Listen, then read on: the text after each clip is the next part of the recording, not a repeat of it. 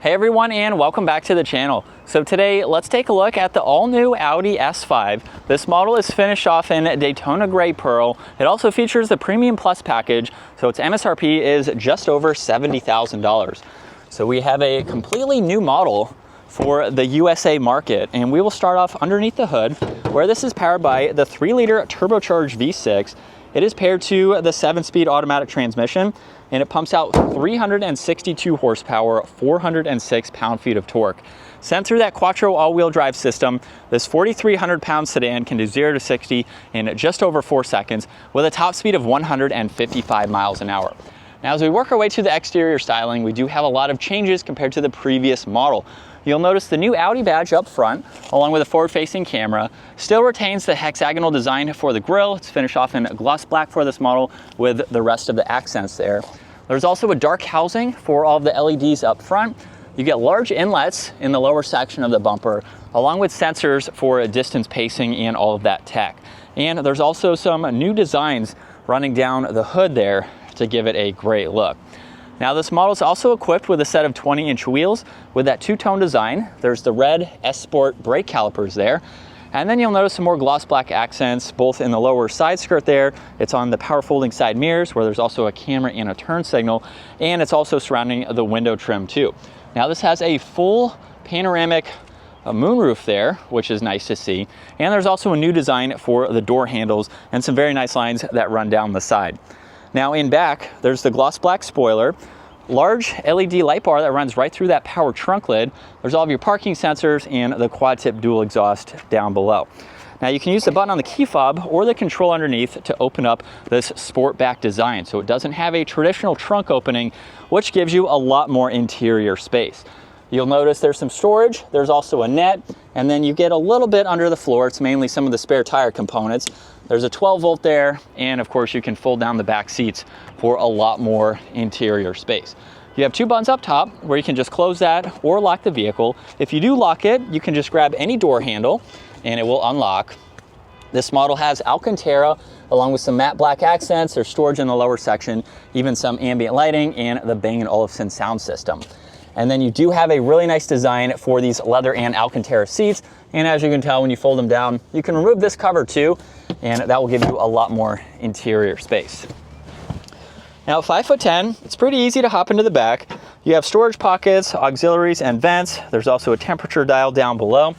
I have less than a ½ inch of headroom, so if you're any taller than me, it might be a little bit tight, but you can still fit adults and even kids in the back seats here. And you can even fold that seat down individually if you need to.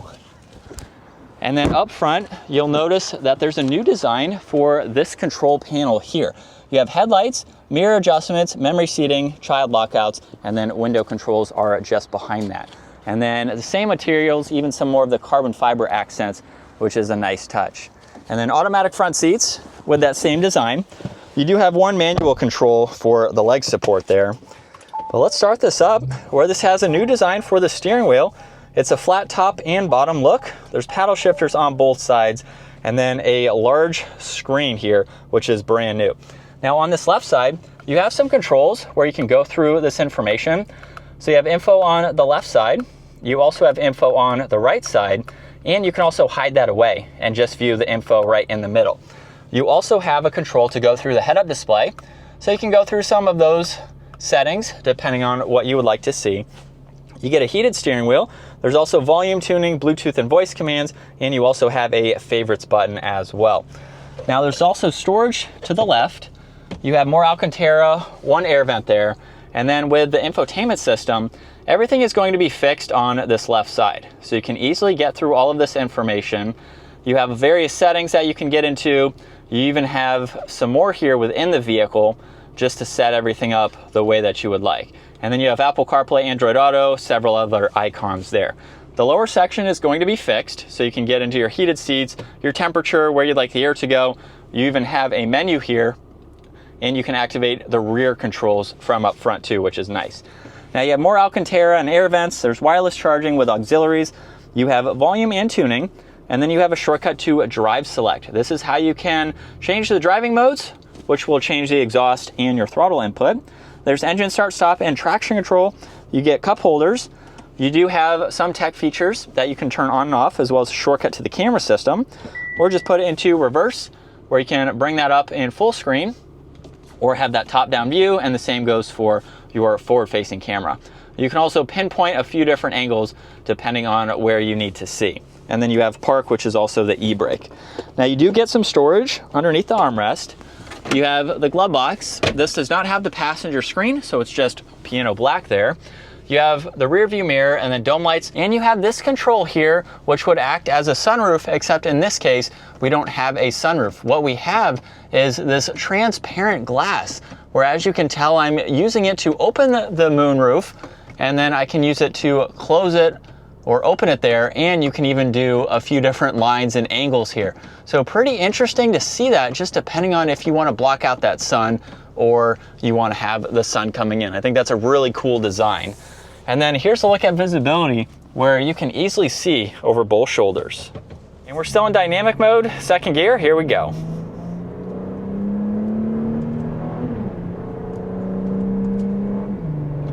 And just a mild acceleration, we're up to speed. And of course you can put it into some of the other settings where the exhaust is going to get a little bit quieter, as hopefully you can tell. And you do have a little bit less throttle response, just depending on the driving that you were doing. But this is what it's like to be behind the wheel for the new S5. I think this is a great look. I will say, I'm not sure if the S5, you have the option of going with that passenger screen, so it is interesting to see how large that is, but they of course are just reusing it without the screen. So it would be cool to find one with the screen just to showcase that. I did get to check one out for the SQ5 model, but other than that, this interior is very nice. We have a lot of premium materials for this model. Of course, you don't have to spec it with the Premium Plus package, which is almost $4,000, and you can go with an A5 if you don't need this additional power. That is a 4-cylinder, less expensive, of course. So you have some options just depending on your budget. But in general, it's a really nice place to be. We have a great layout, all the tech is easy to use, and hopefully you've been able to tell just how comfortable and quiet this is to drive. It's a pretty low car, but you have good visibility all around and just something that you can drive every day. And then we'll just test the maneuverability real quick. Being a smaller size vehicle, we should be able to do this in one turn here, just swinging it a little wide. Steering seems pretty tight, and just like that, we were able to make that U-turn there. And then we're still in comfort mode. But even in comfort, we're able to get up and go. Hopefully you heard there was no exhaust note, as it is much quieter. But that is going to wrap it up for the all-new Audi S5. Once again, huge shout out to Audi Northlake. Take a look at their website down in the description. Give this video a huge thumbs up if you enjoyed it, and consider smashing that subscribe button so you can stay up to date with our daily uploads. I will see you all in the next video.